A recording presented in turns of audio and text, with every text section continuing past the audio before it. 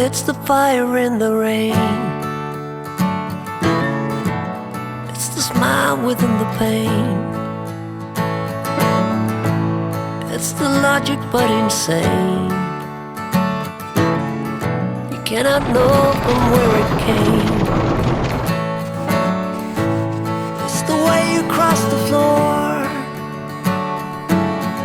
before you head on out the door. It's the figure on the wall. So many times I heed the call. Here we are again, saying hello and goodbye at the same time.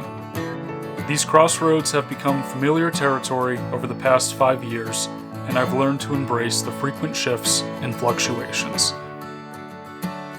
So much has already changed in such a short time, and yet the road ahead seems longer than ever. This story starts well over a month ago, after I returned from my trip to the Northwest and quickly settled back into life in the high desert. When I first returned, Shannon's good friend Hannah was visiting from California. We spent a day exploring some of my recently found favorite sites in the Jemez Mountains.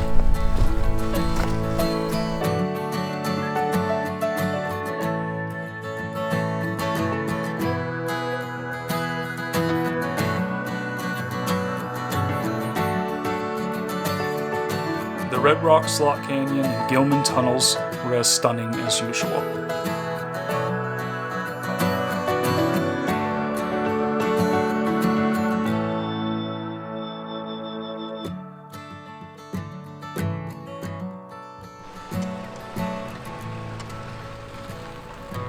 On another day, we ventured back towards Albuquerque. This day started with a unique and rather nostalgic treat. Some of y'all might remember Ariel. She's the owner of our old high ace and has become a good friend of ours over the past couple of years. When she was visiting in May of last year, she ended up meeting someone and sticking around New Mexico for a while. As it turns out, she's still with that someone today, and he's been living in Albuquerque. They were out of town for the week, so she asked us to check in on the van and take it to a local mechanic for some suspension work. Feels pretty weird driving her again.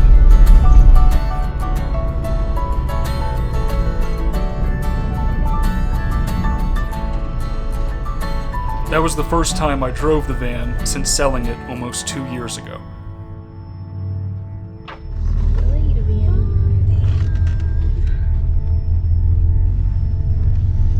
It was fun driving it again. Yeah. We then showed Hannah Petroglyph National Monument.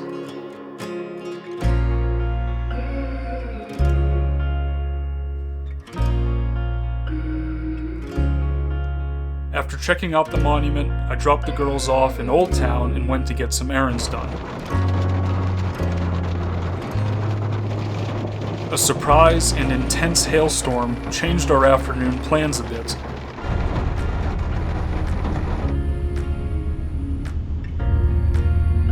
Fortunately, the truck was okay. We dropped Hannah off at the airport and were able to get back home safely. Okay, go ahead. And now it was project time on the property. Some of the projects were little, like building a simple bench in the cabin or installing a propane heater. Hello?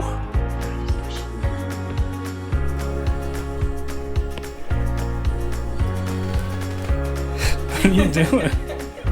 I'm practicing. I'm testing it out. You think it'll work? I think it'll work. I think it's lovely. One of the projects, however, was quite large.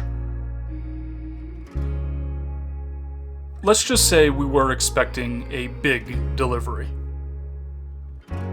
But first, Shannon and I took a trip to San Francisco just before this scheduled delivery.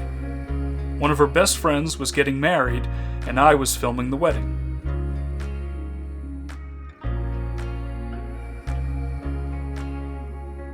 It was a beautiful weekend and a nice break from the projects around the desert. The big delivery came only a few days after we returned to New Mexico. Our neighbor Ross helped us prepare the site prior to arrival. We've decided to add another tiny house to the property. This new tiny home is quite a bit different from the first one.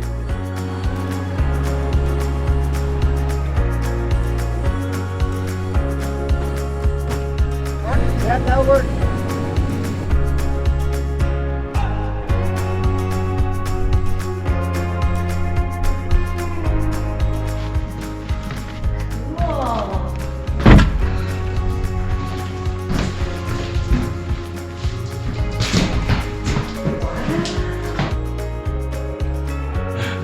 Is it a nice bathroom? Yeah.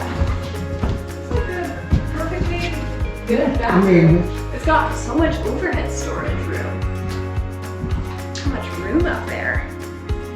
Hey. Hey, it's dark in here. great. This is awesome. This is awesome view. I like that window. It was mostly finished before purchase, but we had a few items to tackle before it was move-in ready.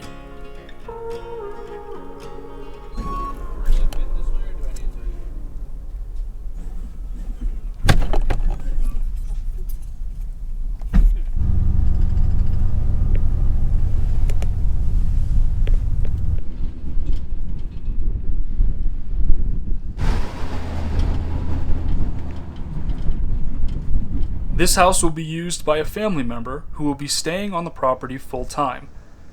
It'll be nice to have someone here to help out and keep an eye on things while we're away.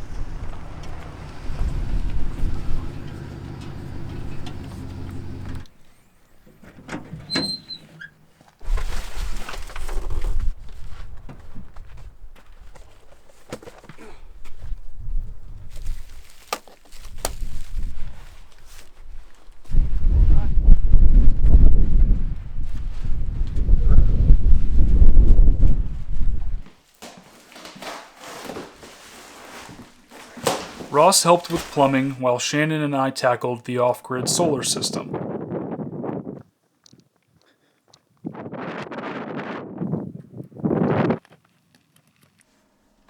After another week or two, the house was officially move-in ready.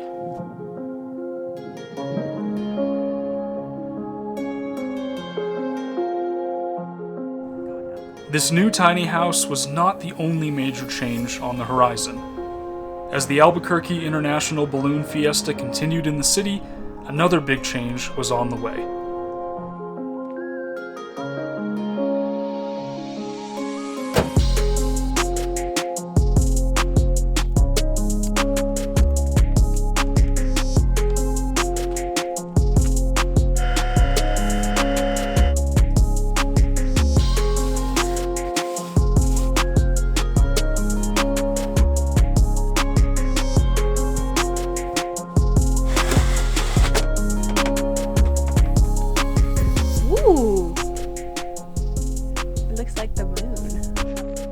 Coincidentally, this change occurred on the same day as the annular solar eclipse. Pulled over. Oh yeah. They got chairs, they got cameras, all from the post office and back. Yeah, we've got like 10 minutes until it totally covers it. We were situated directly in the path of annularity and even had guests staying in the tiny house that specifically traveled here from many hours away to experience this phenomenon. Please. Yeah. What is it? It makes two shadows. Oh, I thought my eyes were weird. I'm like, why am I seeing like oh, you're line? right. There's an ever so faint shadow and then a full shadow. Oh, Your chair is really like. I'm gonna take a picture of that. That's pretty cool looking. It was a beautiful event and a pleasure to share it with our guests and neighbors.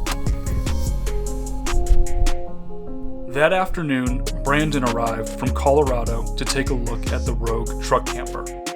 I had recently decided it was time to list it for sale. After a brief inspection, he bought the Rogue. A little bit more this way if you can. Yeah. We loaded it onto his Tundra and he was off to find a campsite before sunset.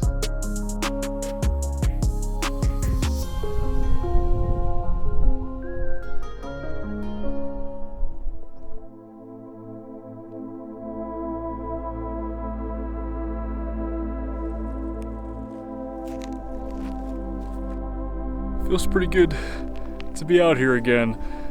It's kind of tough to shoot astro in the high desert during the summertime. It's the monsoon season, and typically it's just super cloudy in the evenings. It's just what we found out here. Maybe that's just been my luck over the past couple of years. But once the fall comes around and the wintertime, things clear up nicely, and it is a perfect evening out here tonight. Working on a nebula. I've had the camera going actually for quite a few hours now, so excited to see how this one turns out.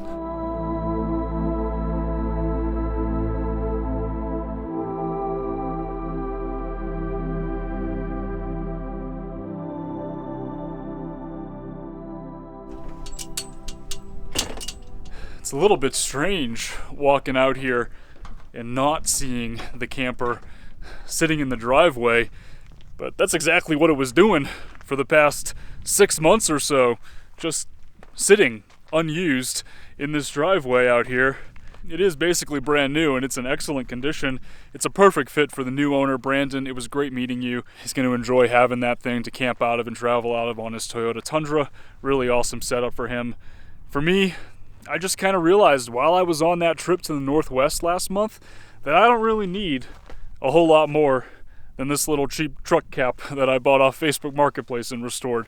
That's more than enough for me to be content while I'm on the road. Heck, I even think I could live full-time out of this thing for an extended period of time if I needed to. So just realized that the Rogue was a little bit too much. When I bought it, I was excited. I thought Shandon and I were going to be traveling more frequently together. And then in that case, it would have made sense. If we were going to be on the road for half the year, it would have made a lot more sense to keep it. But if we're only using it for a couple of trips, it just doesn't make a lot of sense. Something like this will be fine for us for a short time if we're traveling for a week or two. And for me solo, it's more than enough. I guess I'd just rather have that money from the Rogue camper in savings. I could set it aside and save it for a future project or future adventure. Bottom line is, I just would like to get more in touch with living minimally. I felt like that Rogue was beyond my means. It was much more than I ever needed on the road. And heck, I started this adventure living out of a Honda Element, right? And this truck camper setup is quite a bit bigger than that. I suppose this is all an example of the importance of embracing change. And sometimes, embracing change means accepting losses and looking towards future endeavors. More than anything, I'm relieved to no longer have to worry about a fancy, valuable camper that I don't use sitting idle in the driveway. I look forward to the smaller gas bills and more efficient travel. I've always been a firm believer that living with less can allow us greater financial independence and personal freedom. The road ahead is ever-changing and will be filled with the adventure of the unknown. For me, minimalism is the compass that makes navigating that road more manageable.